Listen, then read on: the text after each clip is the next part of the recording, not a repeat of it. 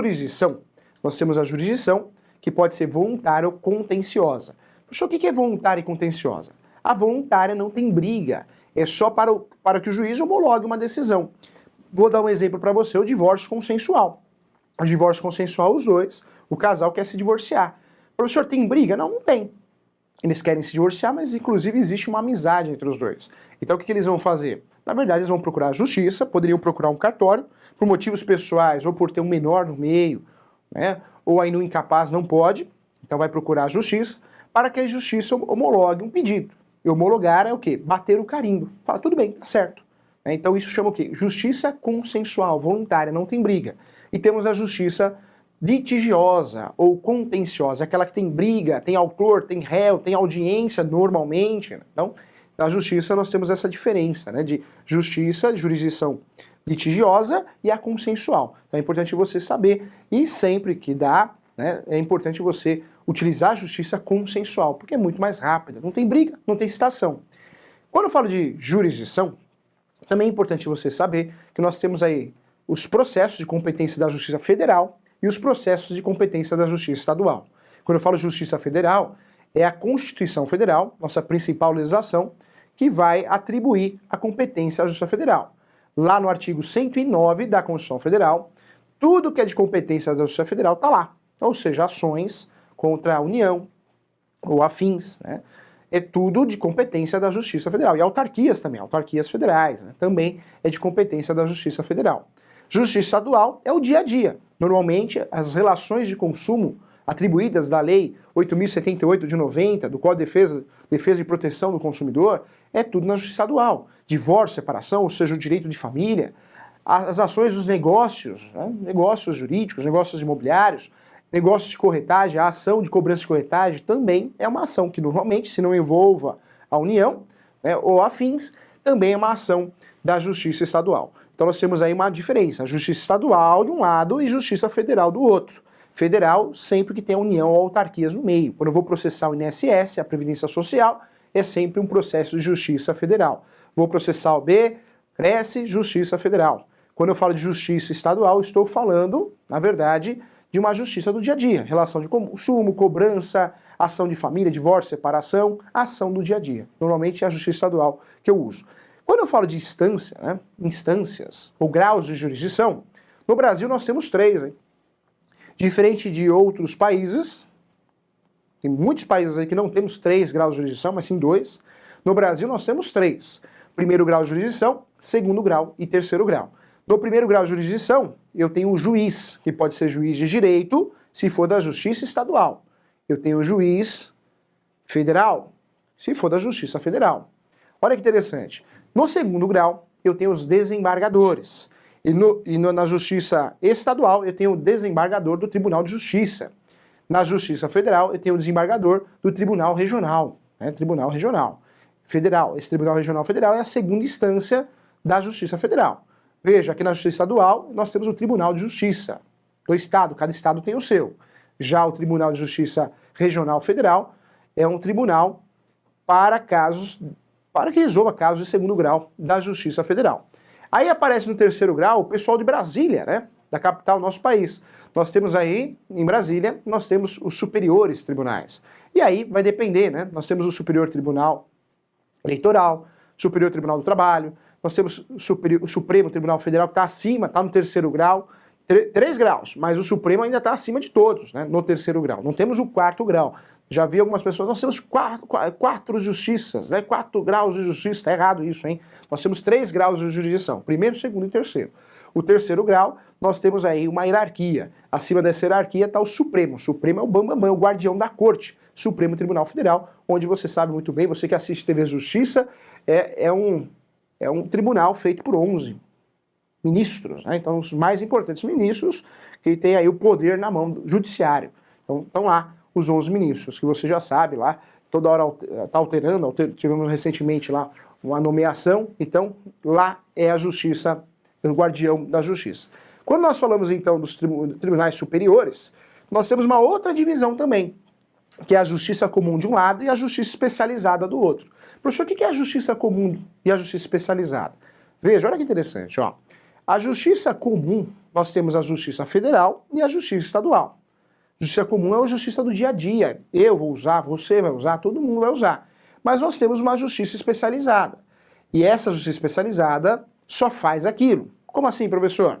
Então, atenção para a justiça especializada, hein? Nós temos a justiça especializada militar, ou seja, só situações militares, processos militares.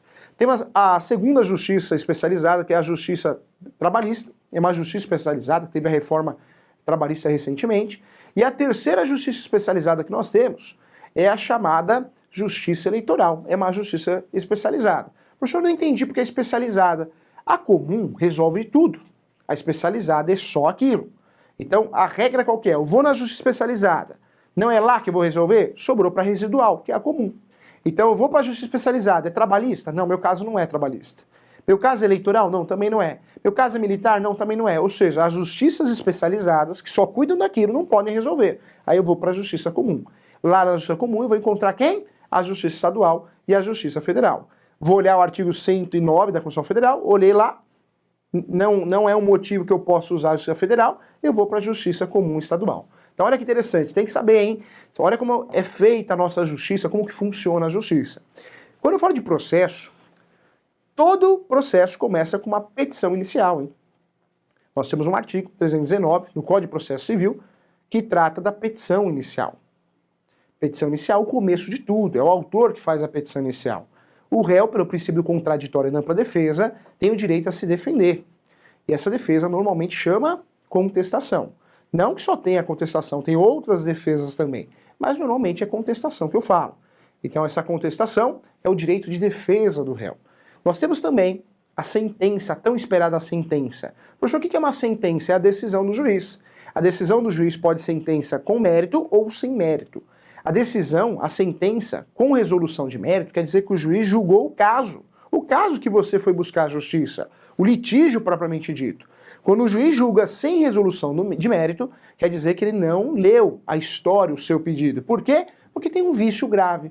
A sua inicial, a contestação, o processo tem um vício grave. Então, se tem um vício grave, primeiro resolva esse vício, se dá para resolver. Senão, não consigo chegar no pedido. Quais são os vícios?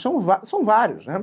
Nós temos um artigo lá do Código de Processo Civil, que é o artigo 337, nós temos as preliminares. São vícios processuais. Quer ver um exemplo? A citação cível só pode ser feita de segunda a sexta. Vai um oficial de justiça na sua casa e faz a citação sua um sábado, um domingo. Pronto, já não pode. Professor, o que acontece nesse caso? Uma nulidade processual. Ou seja, antes de resolver o processo, eu tenho que resolver esse vício. Porque todo mundo acredita a credibilidade da justiça. Então, se a justiça não tem credibilidade, eu não posso dar andamento a esse processo. Vai ocorrer a nulidade. Vai ser uma sentença sem resolução de mérito, tá? Olha que interessante. Primeiro grau é sentença. O juiz profere uma sentença. Quando eu falo de segundo grau, eu vou falar acórdão. O desembargador faz um acórdão. E os ministros também fazem acórdão. Professor, por que acórdão e por que sentença? Porque sentença é um juiz singular. Quando eu falo de acórdão, já não é uma decisão de uma pessoa só, mas sim de várias. Quantas? 3, normalmente 3. Então, um acórdão é composto aí de 3 ministros, 3 desembargadores, né? Então, tem um relator, mas é uma decisão elaborada, proferida por 3 pessoas, tá? Então, essa é a diferença. Decisão singular, sempre a sentença. O acórdão eu vou pensar aí em 3 pessoas, 3 possibilidades. Então, fique atento em relação a isso. Olha que interessante. Quando o professor fala da justiça, então você tem uma noção. O nosso programa hoje, como funciona a justiça no Brasil, é realmente a chance e a oportunidade de você entender como funciona isso, como que funciona a coisa para você entender. Não precisa ser formado em direito, mas todo mundo tem a obrigação de entender como funciona a justiça até para que possa utilizar. Então nós temos 3 graus de jurisdição, primeiro, segundo e terceiro. Primeiro grau, juiz faz sentença. Segundo grau nós temos aí os desembargadores, eles proferem acórdão. No terceiro grau nós temos ministros e eles proferem acórdão também. Quando nós falamos de decisões, cuidado, toda decisão cabe recurso. E o recurso no Brasil, nos processos cíveis, eles podem ser elaborados, né, distribuídos em até 15 dias. Então, professor, ganhei a ação, posso comemorar? Não, só após o prazo de recurso. Isso tem nome, hein? Trânsito em julgado. passou o trânsito em julgado, não cabe mais recurso, aí pode comemorar em partes, né? Porque, na verdade, quando você ganha o processo e não cabe mais recurso, você vai ter que fazer a execução, o cumprimento de sentença do que você ganhou. O processo normalmente tem duas fases, fase de conhecimento e a fase de execução.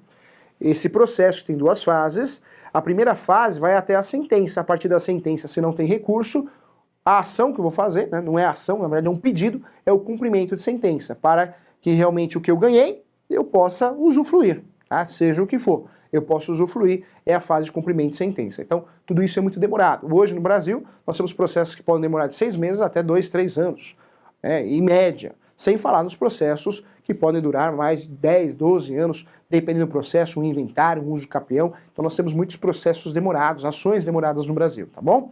Olha que é importante falar também, né? Nós temos aqui 3 procedimentos.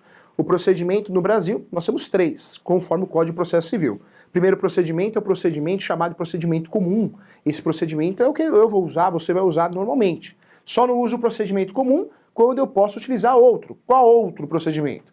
Aí eu vou falar do primeiro, que é a ação de execução. Mas a ação de execução eu só vou usufruir, só vou usar quando eu tenho um título executivo extrajudicial. Quando eu tenho um título executivo extrajudicial, eu vou utilizar a ação de execução. Por quê? Porque aí eu já começo no segundo tempo do jogo.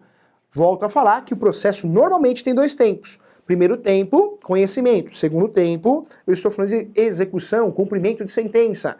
Quando eu falo que eu posso começar no segundo tempo do jogo, é sinal que eu começo direto no cumprimento de sentença, ou seja, na execução. Para isso eu tenho que ter um título executivo extrajudicial, ou seja, um contrato de honorários de corretagem. É um título executivo extrajudicial. Olha que legal. Mas eu tenho um terceiro procedimento, só tenho 3, hein?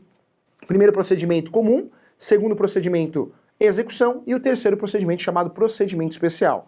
Esse procedimento chamado procedimento especial é um procedimento que eu vejo lá no Código de Processo Civil, algumas ações são chamadas ações de procedimento especial, ou seja, são ações tratadas de formas diferentes pela lei. Prazo, alguma coisa diferente, por isso é tratada como ação de procedimento especial. Por isso, quando eu vou processar alguém, o advogado, né, ou quem o faça para te ajudar, ele vai ter que olhar o quê? Opa, é caso de procedimento especial? Não. É caso de execução? Não. Ah, então tá bom, já sei que é procedimento comum. Procedimento comum é residual, tá bom? Esse residual porque, na verdade, se eu não consigo utilizar outras ferramentas, é essa que eu vou usar. Então, é essa ferramenta que eu vou usar. Olha que legal, então. Então, você que está nos assistindo, você teve uma ideia como funciona o processo, e isso ajuda muito quando você precisar usufruir disso. Lembra você que o processo é público em regra ele é público, todo mundo tem acesso, eu, você, independente se for advogado e partes, consegue ter acesso. Nós temos a exceção, o segredo de justiça, mas nem todo processo é de segredo de justiça. Só é de segredo de justiça alguns processos, algumas ações. Normalmente, as ações de direito de família, as ações que envolvam mudança de nome, as ações que envolvam algo vexatório e possam causar transtornos a alguém. Aí essa ação vai ser em segredo de justiça. Mas, em regra, o processo é público. Você consegue ter acesso com facilidade hoje, o processo é digital, né? Nós temos alguns locais que ainda não é um processo digital, ainda é um processo físico, mas isso a tendência é acabar. E o processo digital, realmente hoje, cerca de 95% é processo digital. Todo mundo tem acesso, consegue ver tudo, o processo inteiro, hein? E o processo digital você consegue consultar. Cuidado, hein? Quando você é particular e faz a consulta e não entende o que aconteceu, não fique ansioso. Pergunte para o seu advogado, ele vai instruir melhor. Professor, sempre eu tenho que usar advogado na justiça? Não, nós temos algumas situações que eu não preciso usar advogado. Quais situações? O juizado especial civil, o antigo pequenas causas, seja estadual ou seja federal, né? Os valores são diferentes, mas fato é que até 20 salários mínimos no juizado especial civil estadual eu não preciso de advogado. De 20 a 40, porque o juizado é até 40 salários mínimos, eu preciso de advogado. E para recorrer também necessito de advogado. E no juizado federal, lá também tem a regra, né? Que eu também posso utilizar o juizado sem advogado até um valor, um limite. Então, lá também, mas lá normalmente não é o caso do corretor de imóveis, porque lá são ações, normalmente, do artigo 109 da Constituição Federal. Então, tem esse procedimento. A Justiça do Trabalho, hoje com a reforma trabalhista, mas ainda continua o Instituto de Uso, o Jus Postulandi, que é o instituto que você pode ingressar com uma ação trabalhista sozinho, não precisa da presença do advogado, você pode usufruir disso também, tá? O habeas corpus também é uma ação que eu não preciso usufruir de advogado, também é uma ação conhecida para isso. E muita gente fala da ação popular. Ah, professor, ação popular, não sei nem o que é isso. Ação popular é uma ação para você fiscalizar o meio ambiente. Qualquer cidadão pode ingressar com essa ação, basta ter o título eleitor. Mas essa ação você precisa sim de advogado. Você pode usar, todo mundo tem o direito, mas você precisa de advogado nessa ação, tá bom? Então quem assistiu o nosso programa hoje, tenho certeza que teve aí mais conhecimento, entender um pouquinho melhor como que funciona a justiça, e esse é o nosso objetivo, você entender como que funciona a justiça. E você entendendo isso, consegue entender as certidões, inclusive, né? Porque toda transação imobiliária a gente solicita um conjunto de certidões. Certidão de distribuição civil, certidão de distribuição criminal, da Justiça Estadual, da Justiça Federal. Professor, por que a certidão é positiva? Por causa disso. Porque existe um processo, em algum lugar de tudo que a gente falou, existe um processo no nome da pessoa. Então essa certidão é positiva. O ideal é que a certidão seja negativa. Então, cuidado, hein? Então você muitas vezes sabe, pega a certidão na mão, mas não sabe, não tem noção que é o processo. E hoje, com questão de direito, você tem, tá bom? Com muito carinho, espero você toda quarta-feira às 10h30. Tchau!